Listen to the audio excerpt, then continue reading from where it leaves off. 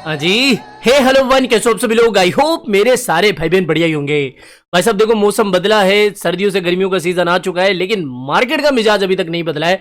जो दिसंबर में गिरावट शुरू हुई थी वो अभी भी जारी है। हालांकि बीच बीच में थोड़ा सा उठक पटक चलती रहती है, लेकिन ओवरऑल कह सकते हो कि भैया मार्केट अभी डाउन ही चल रहा है। अब इन सब बातों को छोड़ के मेन मतलब की बात करें कि भैया कल बिटकॉइन 88,500 तक गया, लेकिन फिर से वो रिजेक्शन पाके अभी 86,000 के आसपास चल रहा है। तो क्या यहां से जो हमने राइजिंग वेज बनाया था उसका ब्रेकडाउन भी होगा? क्या यहां से 80,000 भी बिटकॉइन जाएगा, या फिर आगे एक और पंप हमें देखने को मिल सकता है? क्या लगता है? साथ ही मार्केट की जो भी बड़ी छोटी अपडेट्स आई है उनको इस वीडियो में आसान शब्दों में कवर करते चलते वीडियो को शुरू करते हैं। और मेरे भाई, मैं कितनी बार बोलूं टेलीग्राम चैनल ज्वाइन कर दो, जाता ही क्या है मुझे सच्ची में नहीं पता आपका क्या जाता है। ना तो पैसे लग रहे, ना ही टाइम वेस्ट हो रहा।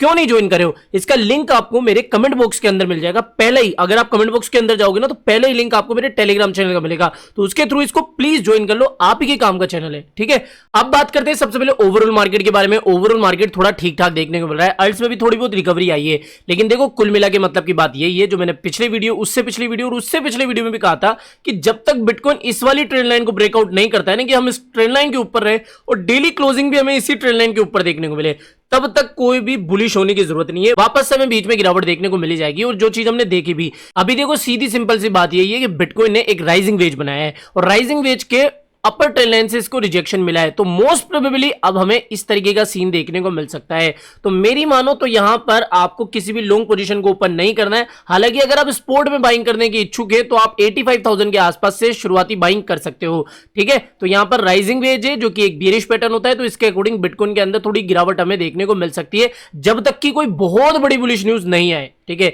अगर चार्ट पैटर्न काम करता है तो इसी तरीके से लगभग हमें 80,000 तो हम मान के चलते हैं, या फिर 82,000 तक तो आप मान के चलो रफली, ठीक है। यहां तक बिटकॉइन इजीली जा सकता है अगर इसका ब्रेकडाउन हमें देखने को मिल जाता है, ठीक है, जो कि आज नहीं तो कल हो ही जाएगा। इसके अलावा देखो, अगर आपको कोई भी ट्रेड ओपन करनी है तो मैंने आपको हमेशा एक ही एक्सचेंज बताया जो कि बेस्ट है, वो है बिंगेक्स। लेकिन काफी लोग मुझसे इसके बारे में भी पूछते हैं, बिटोनिक्स के बारे में, कि भैया बिटोनिक्स एक्सचेंज कैसा है? भैया अच्छा एक्सचेंज है, मैं भी यूज करूं, मुझे तो कोई गड़बड़ इसके अंदर नहीं देखने को मिली, तो आप भी जाके यूज कर सकते हो, क्योंकि ये केवाईसी फ्री है, किसी भी तरीके की कोई केवाईसी इसके अंदर नहीं लगेगी। साथ ही यहां पर आपको कोई भी टीडीएस या फिर टैक्स का झंझट नहीं झेलने को मिलेगा। मैंने इसके बारे में ऑलरेडी एक लिंक डाला हुआ है, अगर आप इच्छुक हैं तो आप देख सकते हो कि अगर आप $100 डिपॉजिट करोगे तो आपको $10 मिलेंगे, $2,000 डिपॉजिट कर दो तो आपको $200 फ्यूचर बोनस के अंदर मिल जाएंगे। और जितनी आप वॉल्यूम जनरेट करते हो, सपोज 3 मिलियन की आपकी वॉल्यूम हो गई, तो भैया आपको $300 का तो एवरी रिवॉर्ड मिल जाएगा, और वो भी यूएसडीटी के अंदर, कैश के अंदर, ना कि आपको फ्यूचर बोनस मिलेगा।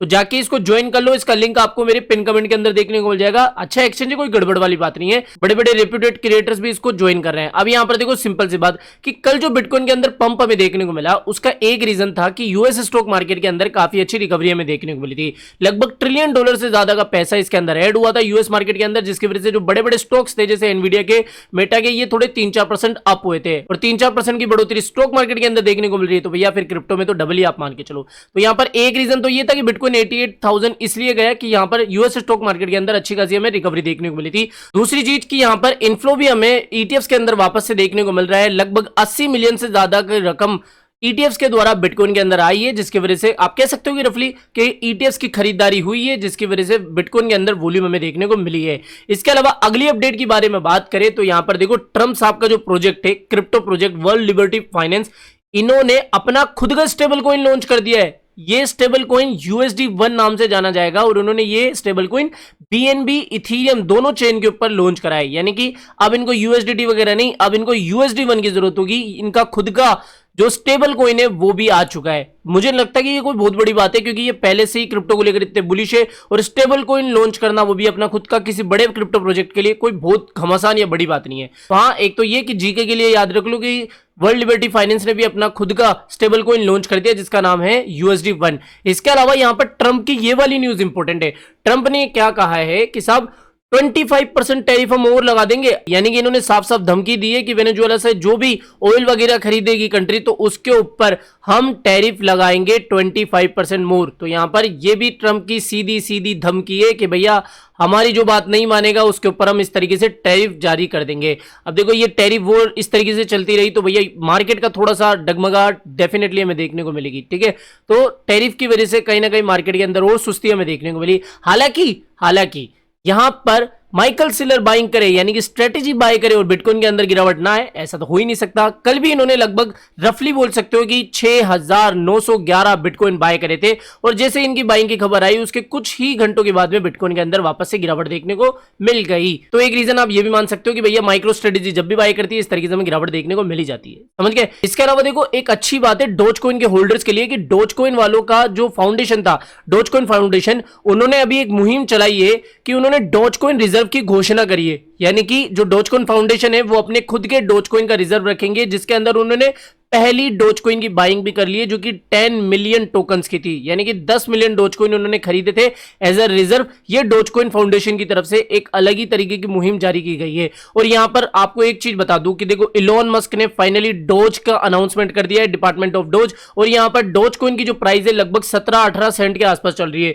मेरे भाई मैं तो इतना सही कहूंगा, मुझे डेफिनेटली इस पर श्योर है कि ये लगभग अपने इस वाले एटीएच तो चला ही जाएगा। लगभग आप मान के चलो कि ये जो 48 सेंट के आसपास गया था ना, इस तक तो इजीली इस साइकिल में ये देखने को मिल सकता है, इसके ऊपर ही डेफिनेटली जाएगा। लेकिन आप यहां तक तो मान के चलो 150-200% की रिकवरी इसके अंदर यहां से देखने को मिल सकती है। इसलिए मेरा तो भैया यहां पर बाइंग बन चुकी है, बाकी आपकी इच्छा करना है या नहीं करना है। और भैया करंट प्राइस पर बाई करने की जरूरत नहीं है, अगर 17, 16, 15 सेंट के आसपास देखने को मिले तो आप डेफिनेटली इसको भी उठा सकते हो।